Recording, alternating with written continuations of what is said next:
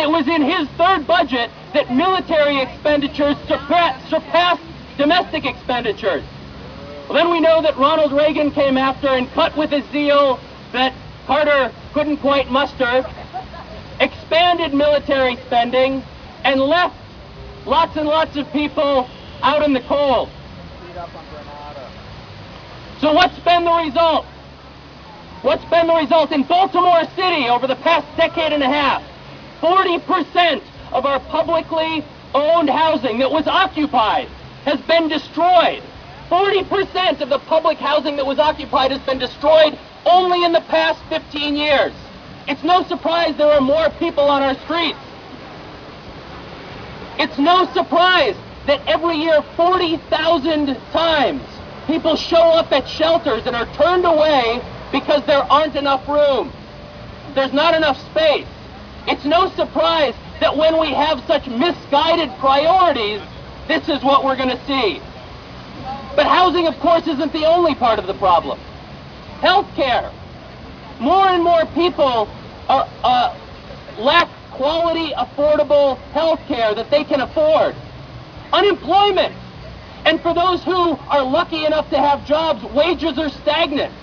For those who can't work and are living on disability, who knows how much the state of Maryland, the wealthiest state in the wealthiest country in the history of history, provides to Marylanders who have no other source of income, cannot work. How much do we provide? $185 a month. That's what the state of Maryland provides to people who are disabled, who cannot work, and have no other source of income. It's no surprise that we see people on our streets demanding change. Recently I was at an event that some youth in Baltimore City hosted, some students at the School of Social Work and some members of the Baltimore City Homeless Youth Initiative. And in East Baltimore, they took back one of the publicly owned houses. They seized that house. They homesteaded in that house. And at that event, they said that they didn't have anywhere else to go. But that's not true. There are places for people to go. They can go to prison. We always provide enough money to build prisons. Since the 70s, we've cut HUD's budget in half.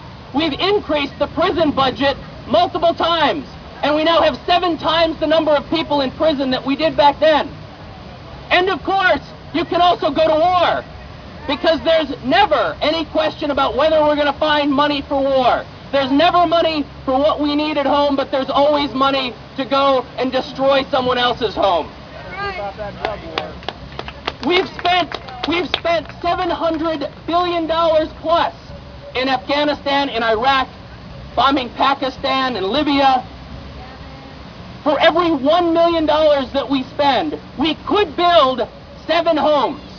For every $1 million, we could build 7 homes for people. With $700 billion, we could have, instead of the destruction that we've wrought around the world and that we've wrought here at home, we could have built 5 million houses for people who couldn't afford them.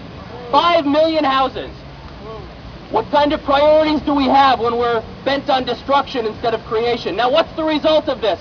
The result is people who are on the street. The result is David, a veteran of the United States military, who this past Thanksgiving was sitting in his wheelchair, homeless, in a grocery store parking lot.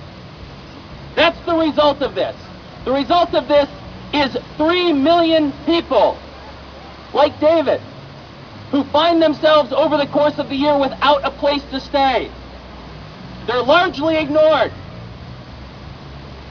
And they're largely ignored not only by individuals who pass them on the street, but they're largely ignored by our system, by our political, economic, and social system that's built on objectifying, it's built on alienating people.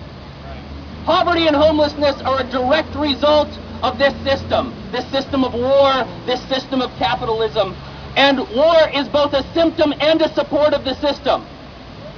We need to end the wars, absolutely, and we need to bring the money home. And we need to make reparations to those that we've hurt all around the world. But we need more than that. We need more than a resolution that the mayors endorse. What we need is change. I was walking on my way here, and I passed a woman named Cheryl, and she asked if I had any spare change. We need to join people like Cheryl on the streets, all around Baltimore, all around Maryland, all across the country. And we need to join people on October 6th down in Washington, D.C. We need to join together with Cheryl, and we need to demand social, economic, and political change. That's the only way that we're going to address the problem of war. Thank you.